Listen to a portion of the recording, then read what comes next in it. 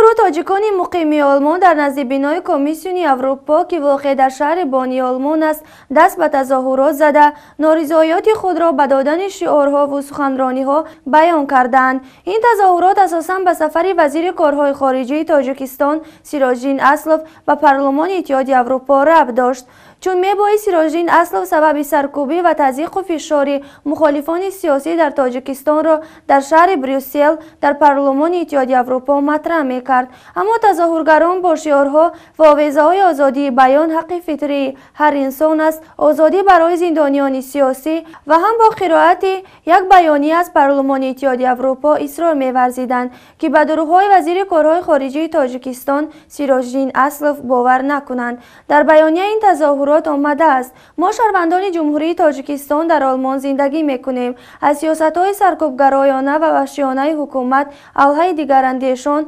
محدودیت شدید آزادی، شکنجه زندانیان سیاسی و بازداشت‌های بی‌رویه، افزون بر فضای دهشتناک اقتصادی و اجتماعی مانند بی‌برقی، بیکاری، اندوستانی ظالمانه ابراز نگرانی نموده پرزیدنت کشور و دایره‌های خرد منفعت‌جو در داخل حکومت را سببگار اصلی این بحران می‌دانیم.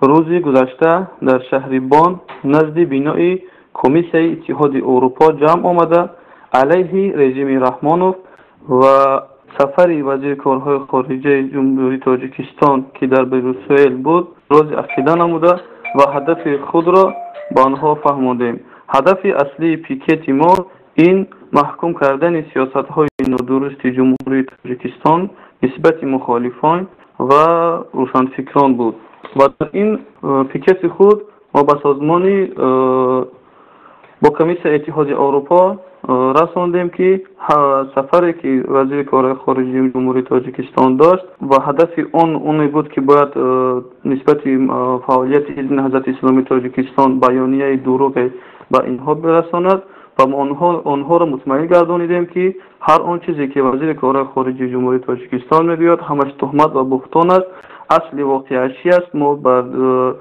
کوتاه کرده با آنها فهماندیم.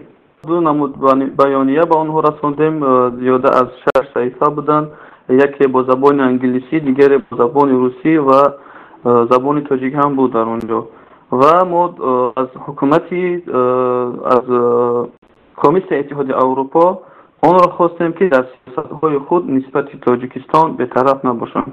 در همین حال نوریدین رضایی یک از جوانان تاجیک و فعال گروه 24 وارد بینای اتحادیه اروپا در شهر وین شده با مسئولین بلندپایه نهادی با نفوذ بین المللی درخواست ملاقات میکند. بنابراین درخواست خانم پترا پالگر کارمند بخش سیاسی و مسئول مسائل مربوط به آسیای مرکزی با نوریدین رضایی ملاقات انجام داده است. هدف از این ملاقات آشکار کردن دروغگویی‌های سیراجدین اسلوف وزیر خارجه تاجیکستان در پارلمان اتحادیه اروپا و اثبات کردن حقیقت حال در تاجیکستان بوده است. در آخر ملاقات نوریدین رضایی یک عده گزارش‌ها و نقض حقوق انسان در تاجیکستان را به خانم پترا تسلیم کرده است.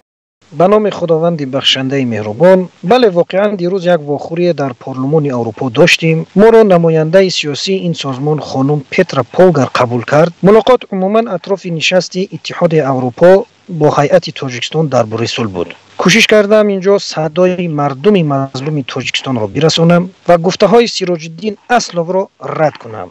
گفتم اینها حقی از نام مردم حرف زدن را ندارند، چون با راه انتخاباتی آزاد سر قدرت نآمدند. از اتحادیه اروپا طلب کردم موقف خود را آشکار کنند. من بعد با مردم تاجیکستان می ایستند یا با حکومت خودکامه؟ با اونو سوال دادم که شما اصلا برای خود حاکمی که 25 سال سر قدرت میماند قبول میکنید؟ پس امروز مسئله ما را درک کنید. خانم پترا اظهار داشت که من در آسیای میانه مدت کار و فعالیت کردم و با حیات سیاسی آن منطقه خوب آشنا هستم.